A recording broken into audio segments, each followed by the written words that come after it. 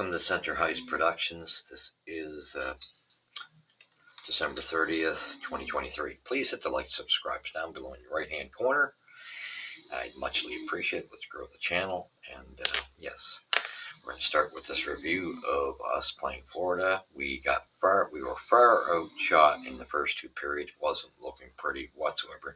You can't come into a position where you have 3 shots and they have 11 or 13 shots. Now we managed to pull our socks up in the third in the shot department, but they weren't high danger shots. So this has got to change. This game was, we did reply and showed some fight, and we kind of lost it in the third. However, there are parts of our games lacking. It's great to see Slavkovsky stand up for Barron. But why couldn't he have that done for him? You guys, there's no camaraderie consistent with this club. The Greek Superman Struble, where's that at? Where's that at? Yeah, his defensive, his position play as well. But it's time to stand up when he's supposed to be this powerhouse, and he knows that there's no Jack Eye there right now. It's his duty. He's one of the guys that this duty falls to, him, Anderson, and Pizzetta. And you get no pushback. Even Gooley, as a matter of fact, because he was on the ice. Normally he steps into these. Didn't. I'm baffled with him, Barron, and Suzuki. Suzuki's your captain. He's got to be a leader. So, we'll talk more about that in a minute. Anyway, we're talking more about this review. I predicted a 4-1. I said either 5-2 or 4-1. Ended the way I thought. Florida's just way too structured and experienced for the Habs. We make a lot of mistakes, rookie mistakes all over the map. Now, it started off where, sorry, my phone's just trying to get it to load here properly. Okay, first period, no scoring. Second period, we did reply, which was nice to see us at least respond to their first goal and tie it up in the second period, 1-1. But then they just took us to school in the third period. Now, mind you, the first 2 periods, we didn't have many shots accumulated in those periods either. So the final score is 4-1. To me, Allen had much more work on his plate. Couldn't blame him for this loss. His team was there were just mistakes that they made, like the power plays. We can't kill a penalty. We always get down to the last 30 seconds and we choke. I don't know what it is with us. We kill the bulk of the penalty, and then we get scored on in the last 30 seconds of it. I'm baffled by this. So our penalty kill stinks, which is on Robitaille. That's something you got to correct in the summer. Our power play, we got 1 for 2. Well, it was really a lucky one because it was just a drop pass in a different way. Caulfield scored. Nice goal on his behalf and a nice drop pass to him from Suzuki. However, the rest of our power plays are so written the same, all the way scripted the same continually. I think we got to bring in shock treatment for our players, because guys like Mike Matheson, he's only looking at Caulfield. And there's other players like even Suzuki's guilty of it. And even Slav. They're always just wanting to pump the puck over to Caulfield. But it's just, you're noticing it more from, like I said, Matheson a lot from the defense. And it's killing us. I think we got to bring in some major electrical shock waves either put in their helmet so that they get zapped when they think about passing it to Caulfield, because he's always double teamed. They got to start firing the puck. That's got to be ingrained in their head. It's time to start firing the puck. For everybody's got to be told that. You get a guy open, he's got to fire it, and that's that. Stop this. I don't even understand why this is still a problem. It's almost like these kids are kindergartners. They're not cluing in. I don't get it. So yeah, you're going to find me a little critical tonight. And I am very critical because I see camaraderie's not with this team. Slav shows his, but where was this team when he got wasted the other night? This team's got a lot of work to do. Nice to see Pizzetta finally drop the gloves. Yeah, it did his thing. And he had a couple big hits, but that was early on, and then he disappeared. Michael Pizzetta is not Michael Pizzetta of last year, who was a pleasant surprise. So, to me, he's wasting a spot. Um, Problem is, we got to toughen up and get bigger. So that's how he's hanging onto his spot. But overall, why we sent Heineman back is beyond me. Uh, I know it was due for Harris to get injected in the lineup, but overall, big mistake. I think I would start utilizing some of these youngsters over Pizzetta and other guys. So, yeah, it ended up being 4-1. They also got an empty netter, 2 power play goals.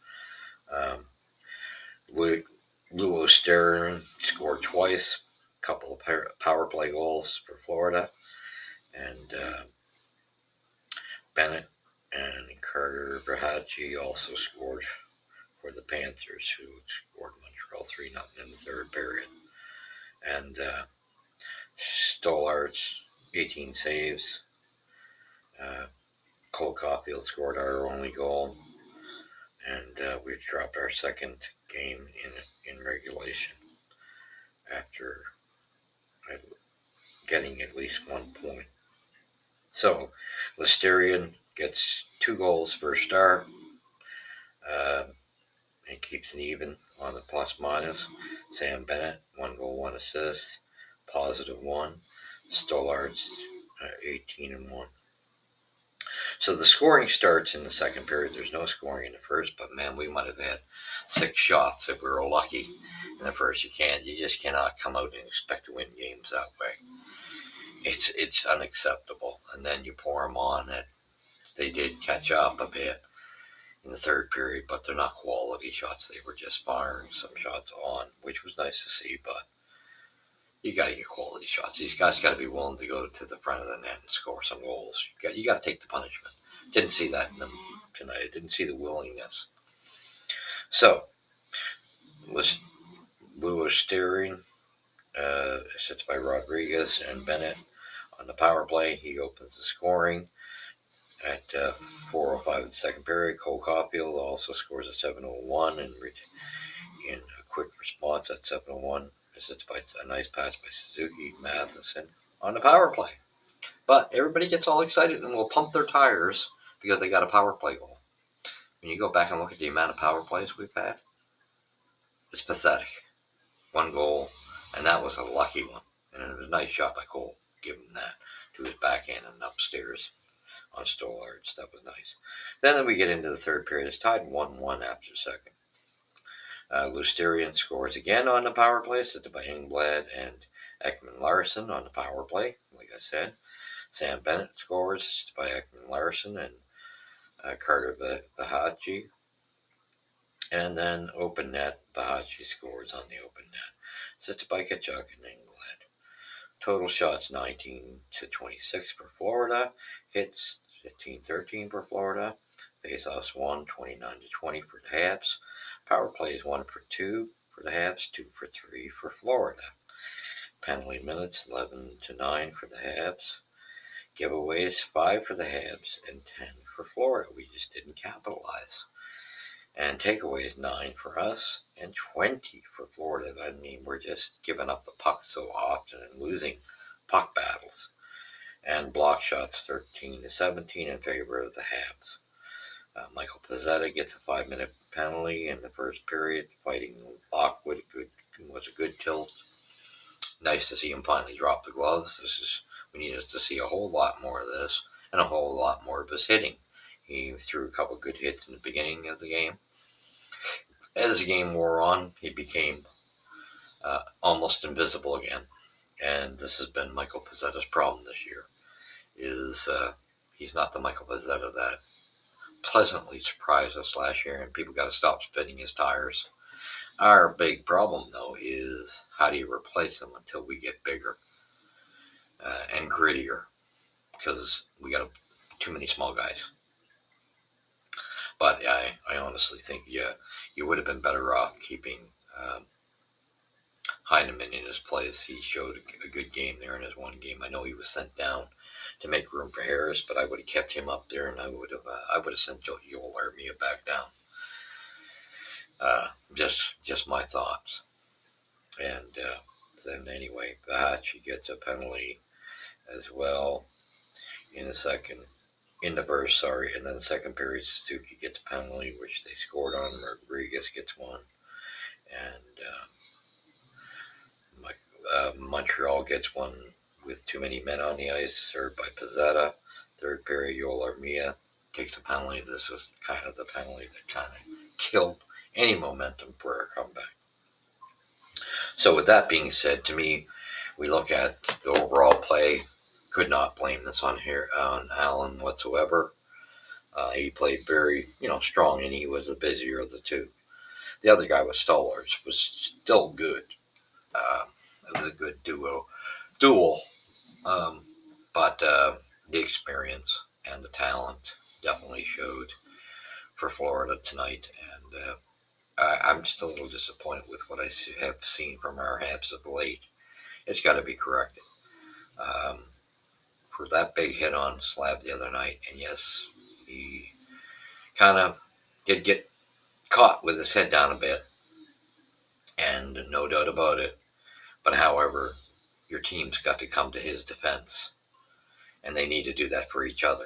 And it's funny to see the shoe on the other foot tonight, and Barron is one of the culprits on the ice that did nothing when Slab got nailed the other night. Shockingly, Caden Gooley was one of them as well, which he's usually to the aid, and did nothing. When I commend Caulfield, because as small as that ankle biter is, he was ready to start chewing on the laces of Newson or whatever his name is. He would have chewed his laces right off. He was about there to start chewing. So he did the most there was, and then Suzuki as your captain does nothing, and that's why I'm going to be a little more factual and more realistic, and I don't really care because too many people pump tires that don't belong and don't deserve to be pumped. Nick Suzuki, this is exactly why the other night showed it, why he's not captain material. He should have led in that department of countering. Maybe he would have got beaten to a pulp. You still got to defend your teammate. And that's why I say Nick Suzuki is not captain material. And I stand by it. I stood by it when it happened. Sorry. And I'm concerned, very concerned, when I can hear Kent Hughes come out and say that these are going to be your two highest paid players, Nick Suzuki and Cole Caulfield. And I like little Cole, but he's not the goal scorer to the degree that we think he is. Maybe with time when we get better quality players around him, it'll up. But I knew that was hilarious. Anyone thinking this guy was going to score 40 goals at the beginning of the year, give me a break. He's not there. We were expecting far too much from him, and plus coming back from a surgery, but he is not that level. He'll give you 100% effort, though. I give the kid credit. He's been playing hard defensively and playing better than a lot of bigger guys than himself. So I give him a lot of credit in the two-way game. His offensive game, he's not the goal scorer to the extreme that we think he was. He will be lucky if he gets 20, 25 goals, if we're lucky, the way this is going.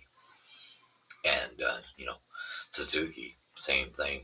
If these are your best two players, that Hughes puts that message out 2 weeks ago, we got a big problem. Because I don't care what you say, you're not going to look for a superstar.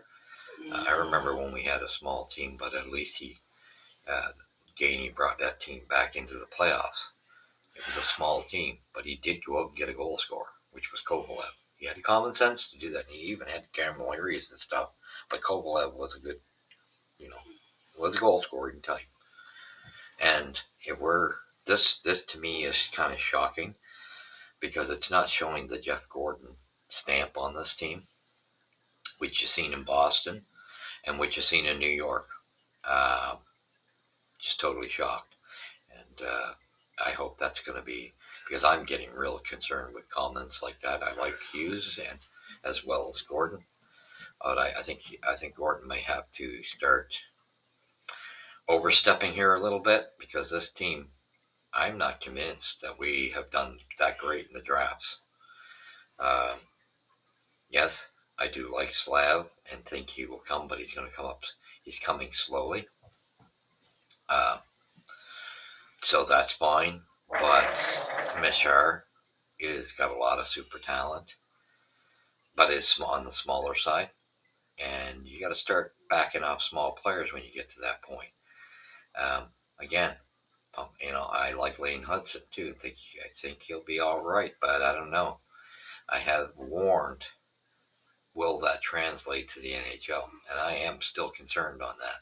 I think his numbers will not be close to those college numbers. And sorry, it's just going to a professional league. He will be good, though, I still think, giving him the benefit of the doubt. And then you got Owen Beck, who, again, now, he's got a good game. But for me, Owen Beck, his best fit is third line center and is a defensive specialist, shutdown type of player. But I don't foresee him as top two pairings. I do see Machar possibly being in a top six player. I think he's definitely got that capability. And then might look good in between, a Slavkovsky and we can also find another, actually with him and Doc maybe, the two big guys if Doc can get healthy. But just tell me that you think Suzuki is the first line center, you're out of your cot picking mind, and these are your two top paid players. You need at least one goal scorer. One. And this is where I say Gordon's got to step in, because this team is not looking like what he did in Boston. It's not looking like what he did in New York. And I don't know if that's because this is solely Hughes's print on the team. And I'm starting to see a trend, small and American. And we better start feeding elsewhere, because it's looking like we're going to that American college system. And I think we're going to bite the bullet for it. It's going to come back to haunt us and bite us in the tush. We got to start sizing up. And I'm even concerned with, even though the big controversy. Okay, I get it. There's, were question marks on Michkov. I was still for Michkov, but I know I'm hearing news that Putin's forcing Russian players to commit to 4 years over there, so that could be an issue.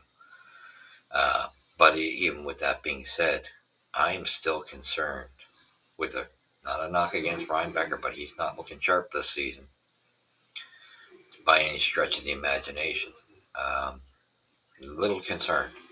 I honestly think even why we did not go after like a Robert Leonard when we need the grit up front, and that would have given your Kachuk type of player, if you weren't going for Michkov,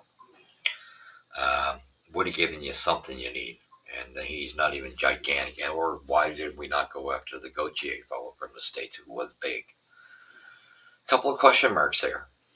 And so for me, as much as I like the transparency of these guys, I'm starting to get concerned with what I'm seeing. Because if you look, the majority of our defense, other than Lane Hudson, was picked by Bergevin's crew.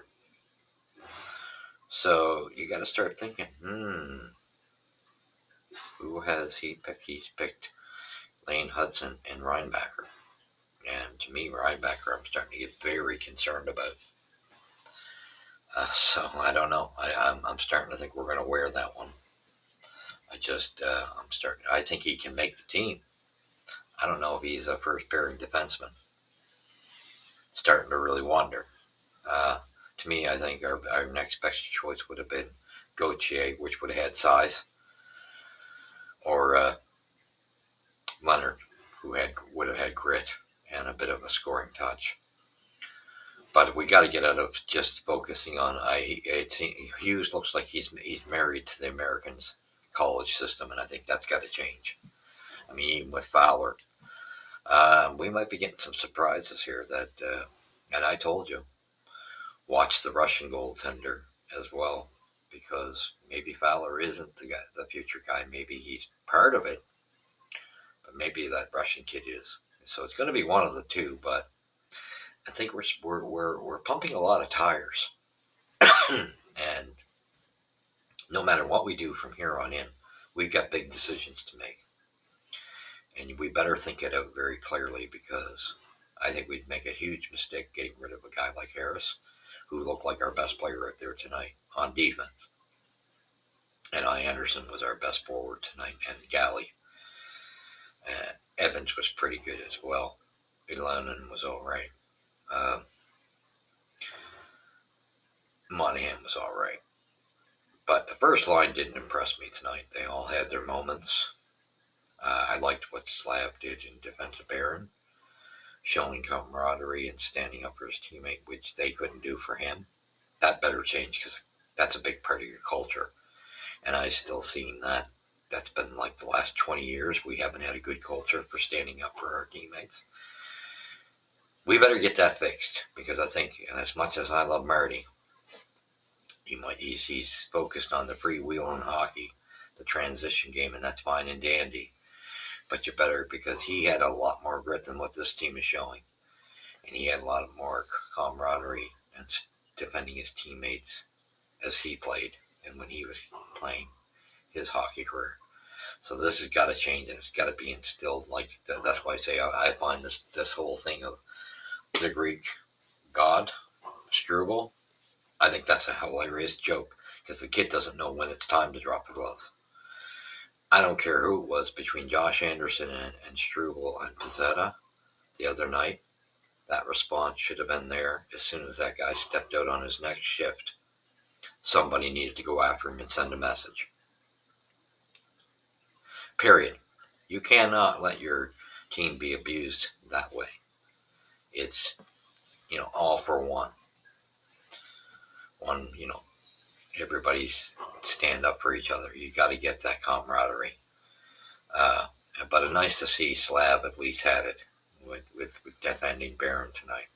But boy, we got a lot of change. I don't see this. This is what's missing from this team, and that's why Jack-Eye is so important, because I think everybody thought that. And yes, Struble's playing well, for the most part, defensively, but he doesn't have the X factors that Jack-Eye has. He doesn't know when to flick the switch and defend his teammates. It's not there. And yes, he can fight. We've seen that. He doesn't do it for his teammates. So he just fits in that well. And same thing with Pizzetta and Anderson. They all should be ashamed of themselves when Cole Caulfield gave you your best response in defense of Slav, and your captain was a joke in that response. That's why I said he shouldn't have been a captain. And I will stand by that. And these two guys are not elite players. And if Hughes' comment is that we don't need anybody elite, there's something wrong with you. Even when we've had small teams in the past, I can say we at least went out and got a Kovalev. Use some common sense. These guys can't be your two top paid players. You're out of your crop picking mind. And I think highly of Hughes. But I'm getting scared that you look at what's in Laval and in the juniors. We've got two guys that are passable right now in the system. And that's Heineman and Waugh. And that's just height-wise. They're passable. Everybody else, too small. And we got two guys that are in the juniors that Machar's got the talent offensively, as long as he's insulated by two wingers, two big line mates.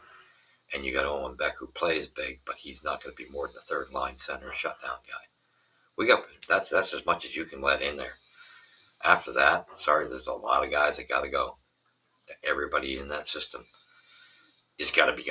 They're not. They cannot make the Habs. We got too many small guys, and that even means Panarin. Panarin is no Brendan Gallagher. He's got the effort, but he's not big enough to back it up. Last year to this year shows you some. So thank you for joining me. Where's Puck Drop First here at Center Hice. You're going to find this very interesting and a bit controversial. Like I said, I wasn't impressed with our first line. I thought we played an okay game. Too many perimeter shots, and we need shock treatment for our players to stop passing it to Cole Caulfield on the power play. This has got to stop. These guys are acting like kindergartners, so I think we got to introduce shock treatment. So thank you for joining me. We shall do the review tomorrow night. Expect a slaughtering tomorrow night. I'm expecting 6-1 tomorrow night. Expect it with Tampa Bay. So thank you for joining me. Hit the likes and subscribe. Muchly appreciated. God bless you all. We will catch you in the next episode.